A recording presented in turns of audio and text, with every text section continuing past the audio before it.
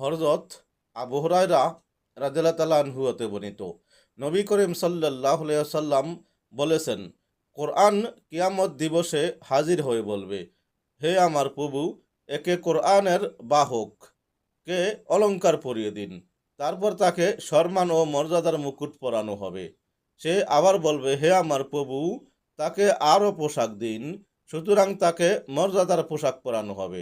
সে আবার বলবে, হে আমার প্রভু, তাকে আপনি তার প্রতি সন্তুষ্ট হন, কাজেই তিনি তার উপর সন্তুষ্ট হবেন। তারপর তাকে বলা হবে, তুমি এক এক আয়াত পাঠ করতে থাকো এবং উপরের দিকে উঠতে থাকো। এমনিভাবে প্রতি আয়াতের বিনিময়ে তার একটি করে সৎ কাজ মর্যাদা বাড়ানো হবে। হাদিস তিরমিজি শরীফ, হাদিস নং ২৯১৫ ও শুআবুল ঈমান, হাদিস নং ১৮৪১।